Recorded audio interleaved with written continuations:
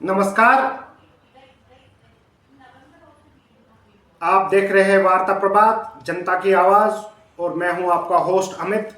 आपका स्वागत करता हूं वार्ता प्रभात के इस खास कार्यक्रम संवाद में। संवाद के आज के अंक में बात करेंगे भारतीय राजनीति पे और खासकर पश्चिम बंगाल को लेकर के। आज का जो संवाद का विषय है वो है, क्या बंगाल 2026 के बड़े राजनीतिक मोड़ की ओर बढ़ रहा है। मैं ऐसा क्यों कह रहा हूं? पश्चिम बंगाल की राजनीति लंबे समय तक दो बड़ी ताकतों का एक केंद्र रहा है। पहली जो सबसे बड़ी ताकत थी वो राजनीतिक ताकत की बात कर रहा हूं मैं, लेफ्ट फ्रंट, और फिर ममता बनर्जी की तृणमूल कांग्रेस। लेकिन अब सवाल उठ रहा है, क्या बंगाल की राजनीति में एक नया मोड़ आने जा रहा है? क्या बंगाल एक बदलाव की तरफ बढ़ रहा है, नए बदलाव की ओर बढ़ रहा है? क्योंकि कुछ आकलनों में दावा किया जा रहा है कि राज्य की 294 विधानसभा सीटों में से लगभग 210 सीटों पर भारतीय जनता पार्टी का जो वोट शेयर है वो 35% तक पहुंच चुका है। चौंकाने वाली बात है। अगर ये सच है तो इसका मतलब क्या है? क्या बंगाल में राजनीतिक बदलाव की जमीन तैयार हो रही है? आज के संवाद पे इसी मुद्दे पे हम गहराई से समझेंगे, इसका विश्लेषण करेंगे। तो सबसे पहले हम बंगाल की राजनीतिक इतिहास की बात करेंगे। पश्चिम बंगाल लंबे समय तक लेफ्ट फ्रंट के कब्जे में रहा, लेफ्ट फ्रंट का गढ़ माना जा रहा था। करीब 34 साल तक यहाँ वामपंथी सरकार रही, लेफ्ट फ्रंट की सरकार रही। लेकिन 2011 में ममता बनर्जी के नेतृत्व वाली तृणमूल कांग्रेस ने इस समीकरण को बदल दिया और इन वामपंथी दलों से सरकार छीन ली। उसके बाद बंगाल की राजनीति का मुख्य मुकाबला तृणमूल कांग्रेस बनाम भाजपा का होता गया।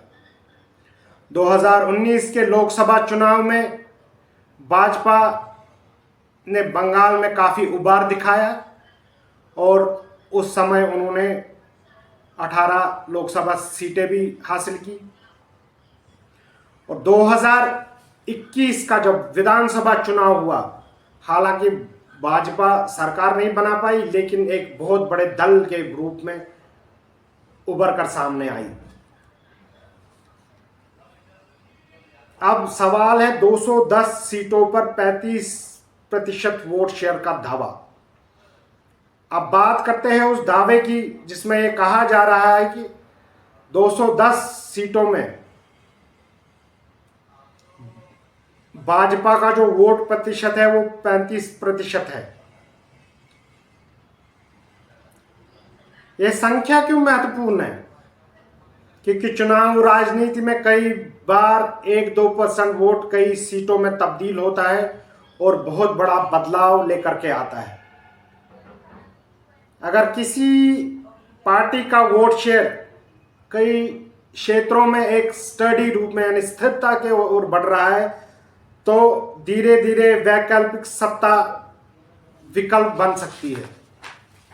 यानी लोगों के जो सबकॉन्शियस माइंड है उसमें ये बात फीड होती जाती है कि नहीं, जो मौजूदा राजनीतिक दल है उसका एक बहुत बड़ा विकल्प दूसरा दल है।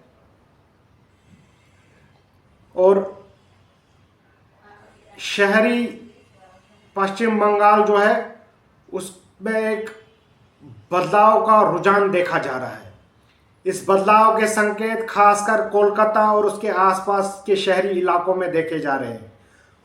जो भी राजनीतिक विश्लेषक हैं, जो बंगाल की राजनीति से जुड़े हुए काफ़ी देर से बंगाल की राजनीति पे नज़र रखते हैं,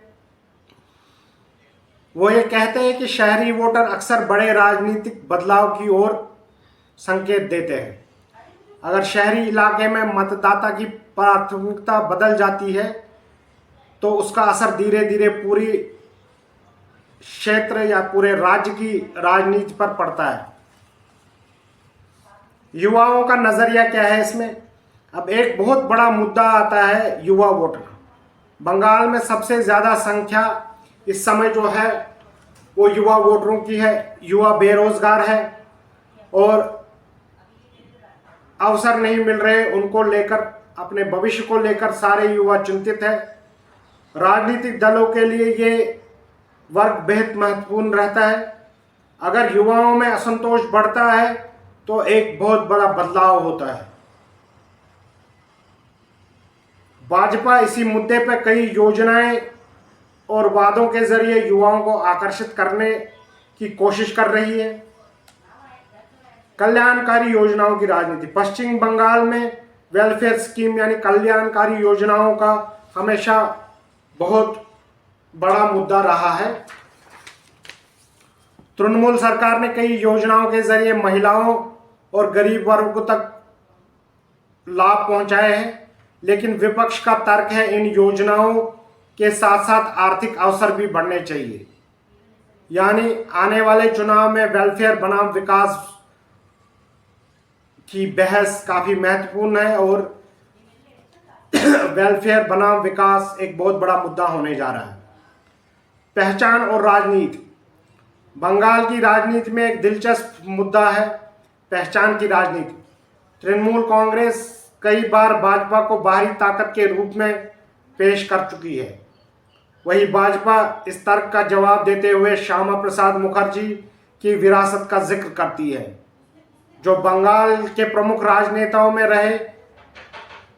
यहाँ एक तरफ बंगाल की पहचान की राजनीति चल रही है और दूसरी तरफ विकास का मुद्दा गहराता जा रहा है।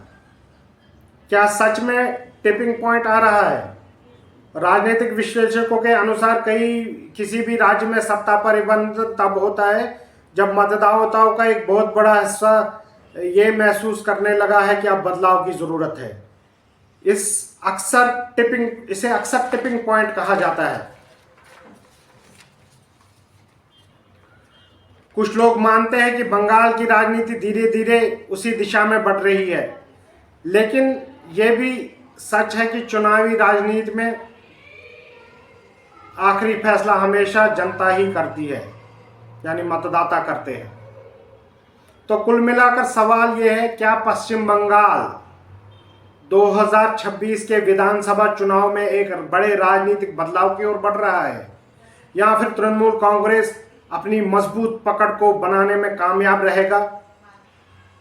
बंगाल की राजनीति हमेशा अप्रत्याशित नतीजों की लिए जानी जाती है, इसलिए 2026 का विधानसभा चुनाव कई